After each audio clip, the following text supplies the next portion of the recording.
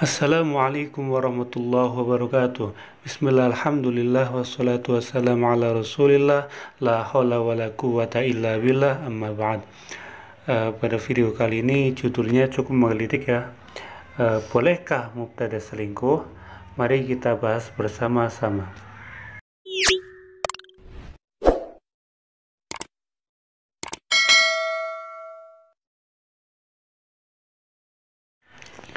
Dalam nazm Alfiyah Ibnu Malik, bait yang ke-113 sampai 115 menjelaskan tentang ketentuan mubtada berpasangan dengan khobar dan apakah boleh mubtada berpasangan dengan selain khobar.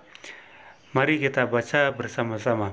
Mubtada'un Zaidun wa adirun khobar in qulta Zaidun adirun mani'tadar wa awwalu mubtada'un wa thani fa'ilun ahna fi asarin dhani wa kiswa kastifhaminin nafi wa qad yajuzu nahu faizun ulur rasyada.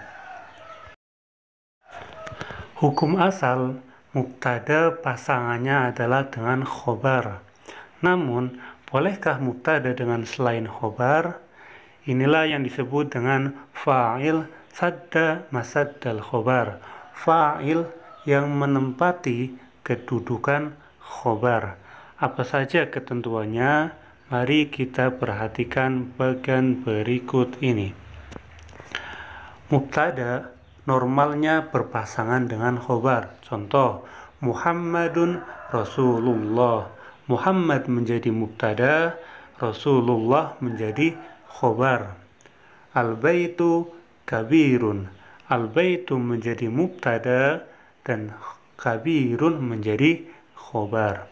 Namun ada juga mubtada yang tidak memiliki khobar tapi dia memiliki fa'il. Ya, inilah yang disebut fa'il sadda masaddal khobar. Fa'il menempati kedudukan khobar. Ketentuan yang pertama, mubtada harus menggunakan isim sifat, yaitu isim fa'il atau isim maf'ul. Yang kedua, mubtada harus didahului dengan istifham atau nafi. Perhatikan contoh berikut ini. Aqaimun Muhammadun, apakah Muhammad berdiri? Pada contoh tersebut, ia didahului oleh hamzah istifham yang artinya adalah apakah. Sebagaimana kaidah yang kedua, yaitu mubtada harus didahului oleh istifham atau nafi. Kemudian qaimun, ia berkedudukan sebagai mubtada.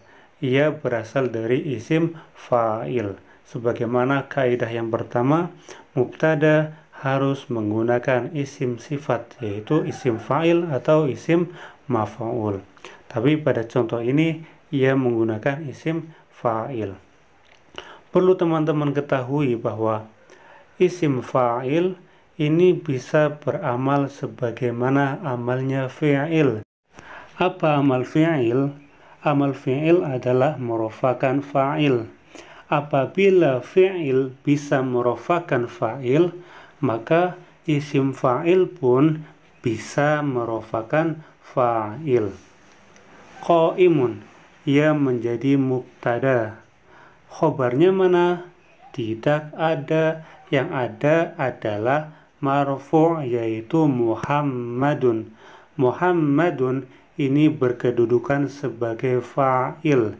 Dan inilah yang disebut fa'il sadda masaddal khobar. Fa'il yang menduduki atau menempati kedudukan khobar.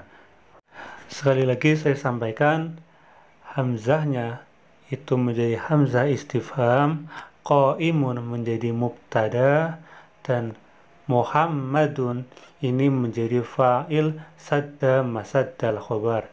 Ini mubtada yang tanpa menggunakan khobar, tapi menggunakan fa'il sadda masaddal khobar. Begitu pula contoh yang kedua, ma qaimun Muhammadun, tidaklah Muhammad berdiri. Ini contoh yang didahului oleh nafi. Sama ketentuannya seperti yang istifham. ia didahului oleh nafi, kemudian qaimun menjadi mubtada yang berasal dari isim fa'il, dan Muhammadun ini menjadi fa'il. Fa'il sadda masaddal khobar, ia dirofakan oleh qaimun. Ini adalah penjelasan dari bait mubtada'un zaidun wa adirun khobar in qulta zaidun adirun man i'tadar wa awwalu mubtada'un wa thani fa'ilun ahnafi asarin zani. Namun pada bait yang terakhir yaitu wakis wakastifhaminin nafyu wa qad yajuzu nahwu faizun ulu rosyad, ini pendapatnya ulama Kufah yang mengatakan bahwa fa'il sadda masadal khobar itu tidak disyaratkan adanya nafi atau istifham yang mendahului. Jadi cukup kita mengatakan faizun ulur rosyad, tidak perlu didahului oleh nafi atau istifham. Faizun menjadi mubtada yang berasal dari isim fa'il, dan ulur rosyad menjadi fa'il sadda masaddal khobar. Demikian pembahasan singkat kita pada kesempatan kali ini, semoga bermanfaat. Wallahul muwaffiq ila aqwamit thoriq. Assalamualaikum warahmatullahi wabarakatuh.